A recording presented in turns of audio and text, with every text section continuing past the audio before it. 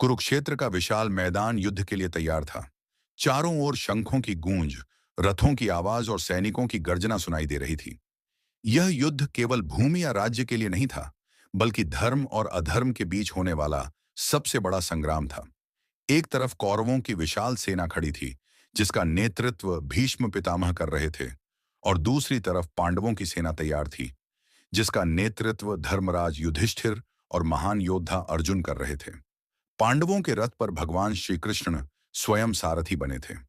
अर्जुन अपने समय के सबसे शक्तिशाली और कुशल धनुर्धर माने जाते थे। वे युद्ध के लिए पूरी तरह तैयार थे, लेकिन उनके मन में एक जिज्ञासा थी। उन्होंने भगवान श्री कृष्ण से कहा, हे माधव, मेरा रथ दोनों सेनाओं के बीच में ले चलिए, ताकि मैं देख सकूं कि मुझे किन लोगों के साथ युद्ध करना है। भगवान श्री कृष्ण ने अर्जुन की इच्छा पूरी की और रथ को दोनों सेनाओं के बीच ले आए। जब अर्जुन ने अपने सामने खड़ी कौरव सेना को ध्यान से देखा, तो उनका मन अचानक बदलने लगा। उन्होंने देखा कि सामने उनके अपने गुरु द्रोणाचार्य खड़े हैं, जिनसे उन्होंने धनुर्विद्या सीखी थी। उन्होंने अपने दादा भीष्म पितामह को देखा, जिन्हें वे बहुत सम्मान और प्रेम करते थे। इसके अलावा उन्होंने अपने चचेरे भाई, मित्र और रिश्तेदारों को भी देखा। यह दृश्य देखकर अर्जुन का हृदय करुणा और दुख से भर गया। उनके मन में विचार आने लगे कि यह युद्ध उन्हें अपने ही परिवार और प्रियजनों के खिलाफ लड़ना होगा। अर्जुन का शरीर कांपने लगा, उनके हाथ कमजोर पड़ गए और उनका धनुष गांडीव हाथ से छूटने लगा। उनका मन भय और भ्रम से भर गया। अर्जुन ने भगवान श्री कृष्ण से कहा, हे केशव, मैं अपने ही लोगों को मारकर कोई सुख नहीं पा सकता। मुझे राज्य, धन या विजय की कोई इच्छा नहीं है।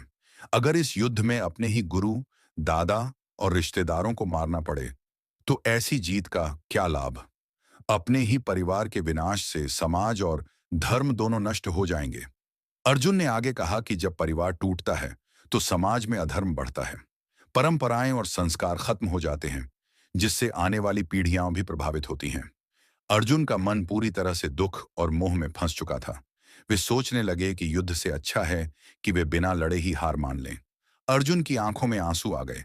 उनका शरीर कमजोर हो गया और वे रथ में बैठ गए। उन्होंने श्री कृष्ण से कहा, मैं इस युद्ध को नहीं लड़ सकता।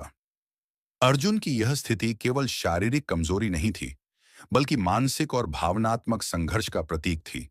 वे अपने कर्तव्य और अपने रिश्तों के बीच उलझ गए थे। भगवान श्री कृष्ण अर्जुन की इस अवस्था को शांत भाव से देख रहे थे। वे जानते थे कि अर्जुन केवल मोह और भ्रम में फंसे हुए हैं। यह वही क्षण था जब श्री कृष्ण ने अर्जुन को जीवन का सबसे बड़ा सत्य और धर्म का ज्ञान देने का निश्चय किया। अर्जुन का यह दुख और मानसिक संघर्ष ही भगवत गीता के पहले अध्याय का मुख्य विषय है, जिसे अर्जुन विषाद योग कहा जाता है।